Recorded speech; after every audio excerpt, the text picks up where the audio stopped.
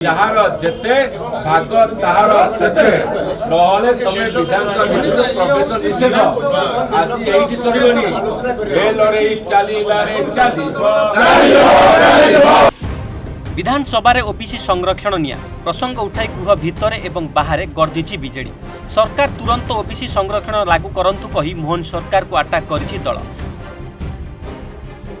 प्रश्नकाल बंद हेबा परे गृह बाहर को आसीथिले बीजेडी विधायक माने। ओबीसी संरक्षण को विभिन्न नारा लगाइबा सह विधानसभा एंट्री गेट को अवरोध करथिले। तासह प्लाकार्ड एवं आंबेडकर को फोटो धरी एससी एसटी एवं पछुआ वर्गों पई संरक्षण दाबी करथिले। शिक्षा और निजुक्ति क्षेत्र में ओबीसी को 27% संरक्षण दाबी रे दल अड़ी बसीला। तेबे राज्य में पछुआ वर्गों संख्या होची 54%। चाकरी क्षेत्र में सेमानकु कौनसी संरक्षण मिलुनी। सेहीपरि उच्च वर्गों संख्या होची 6%। तांको पई शिक्षा एवं निजुक्ति क्षेत्र में 10% संरक्षण रही। एथिरे कहार आपत्ति नाही। यह एक स्वागतयोग्य पदक्षेप, किंतु ओबीसी संरक्षण को जीरो करबा कोन स्वागतयोग्य पदक्षेप कि बोली प्रश्न करिसेंती बीजेडी विधायक अरुण साहू। तेणु मुख्य गेट रे आज आंदोलन कलु, ताकू चेतावनी देलु। आज होची एक टोकेन आंदोलन बा सिंबलिकल आंदोलन, ये होची प्रतीकात्मक आंदोलन, जोठी आपन हम जणै देलु जदी ओडिसा रो बहुजन मानकर एससी एसटी ओबीसी संख्या हला 94%। जदि सेमानक कथा तुम न शुणिबो बा पालन न करिबो, कार्यकारी न करिबो, ताहाले तुमर विधानसभा आसीबार कोनोसी अधिकार ही नाही। नैतिक अधिकार कथा छाड़ी दियो, अधिकार ही नहीं। सही चेतावनी दवा को आज आम मुख्य गेट पाखे बंद कलु। ये प्रथम कथा। द्वितीय कथा, एससी एसटी पिला माने निजुक्ति क्षेत्र में 40% पाइला बेले आपणकर शिक्षा क्षेत्र में 20%। अर्थात जितेबाला चाकरी भी आह्वान करा जाउची, एससी एसटी पोस्ट फिलअप होनी। ये सरकार कहते पिला आसुना 20% पिला पाठ पढ़िया दब, 40% निजुक्ति दब, ताले पिला आसबे कौटी? भाग जी से दियो। आउ ओबीसी पिला जीरो, जो मान भाग हूँ 54% तांकु जीरो। किंतु उच्च वर्गर संख्या 6%, से माने 10% पाउछ शिक्षा और निजुक्ति क्षेत्र में।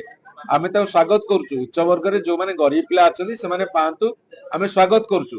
किंतु ओबीसी टाकू जीरो करदवा, एटा कोन स्वागतयोग्य पदक्षेप? सेपटे बीजेडी ओबीसी आंदोलन को चोर मचाए शोर कही कटाक्ष करिछि बीजेपी विधायक टंकधर त्रिपाठी कहते ओडिशा को छाड़देले बाकी राज्य में चाकरी और शिक्षा ओबीसी को संरक्षण दि जाउछि। 24 वर्ष शासन में रहिला परे बीजेडी सरकार कहीं ओबीसी को संरक्षण देले नाही बोली से प्रश्न करिसेंति। डिस्टर्ब करबा पई बिजू जनता दल चेष्टा करुछि जे ओबीसी मानकर संरक्षण भारत वर्षर ओडिशा को छाड़ी बाकी अनेक राज्य रे बहुत राज्य रे लागू हो सारी। शिक्षा क्षेत्र रे एवं चाकरी क्षेत्र रे 24 वर्ष शासन दायित्व रे रहिले एवं ओबीसी मानकु रिजर्वेशन कहीं देले नहीं, सी जवाब न दे कि चोर मचौछि शोर। मु पचारिबा पई चाहे आपणकर माध्यम रे जे राजा स्वाईंकर रणेंद्र प्रताप स्वाईंकर स्वाभिमान कोठी बिक्री कर देथिले तमिल पाखरे, जे ओबीसी मानकर स्वार्थ कथा सरकार रे थिला बेले कहि पारले नहीं। किए बांधितिला तांको मुह को? निजको ओबीसी मानकर बहुत बड़ वकील कहउतबा पार्टी सबुठु बेसी जदि ओबीसी मानकु किए आज हतादर करछि से होछि बिजू जनता दल।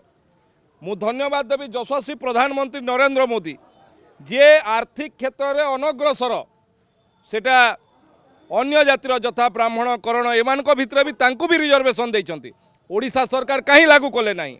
एवं भारतीय जनता पार्टी सरकार मोहन माझी नेतृत्व में थिबा सरकार ये लोकंक पई उत्तरदायी सरकार। ठीक समय ठीक निष्पत्ति निश्चित भाव में नब, किंतु बिजू जनता दल जवाब रखू। 24 वर्ष भितर कहीं किए अटकईला संरक्षण देवाई? पछुआ वर्गर लोकंकु किए अटकईला? बिना संरक्षण रे पंचायत निर्वाचन करैथिले, म्युनिसिपालिटी निर्वाचन करैथिले। किए अटकईला? कहार चापरे से चेपा होइतिले, तार जवाब देवार आवश्यकता।